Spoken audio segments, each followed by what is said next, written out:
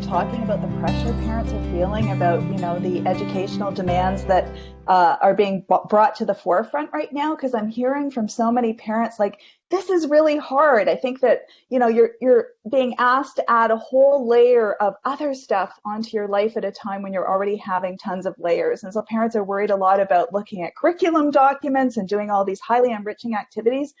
And I would just say, let's hit the pause button on all that. Let's focus on what matters most in this moment.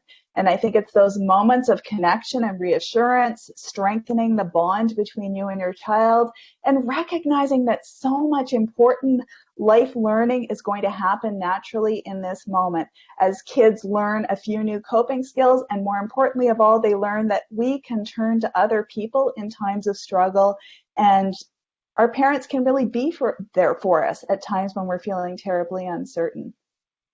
Yeah, and I couldn't agree more that the emphasis for parents needs to not be on teachers. And in fact, I'd really like to change the dialogue to stop parents feeling that pressure to be teachers, because they're not.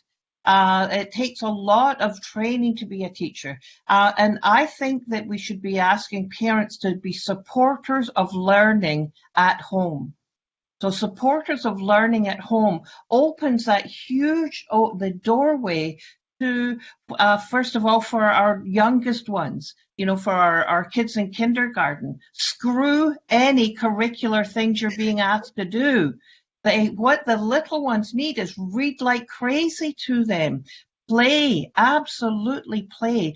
Follow their interests. Turn off the screens, but follow their interests. Get the pots and pans out. Who cares if your kitchen is messy? They're going to remember what you've said, and that's how you made them feel.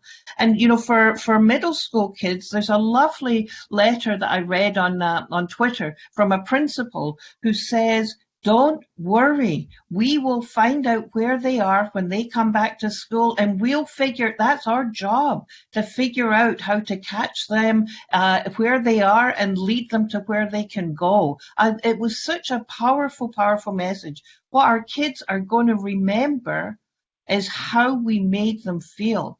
And, the grand irony for me as a child psychiatrist is I've often said that if I were queen for a day, I would ban homework, because it's such a terrible source of conflict for families, and there's no evidence it is actually effective. For high school kids, I think they've got a different level of worry. First of all, I don't think our teachers are getting enough kudos for the work that they're doing for reaching out and connecting with kids. But I think as parents of high school kids, we need again to be thinking about how can we support their learning at home. Don't try and teach them. This stuff is too complicated, but support their exploring what can I do to make a difference in the world? How can I engage the world to change the world? How can I develop my competencies of collaboration? Is there a project that I might be able to do? So, it's a lot to think about, but the key message, I think, really is don't try and be a teacher. Be a mum, be a dad, be a partner, and support the kids in their learning journey. Can you tell I feel a bit strongly about it? There's a little passion coming through, Jean, just a little bit.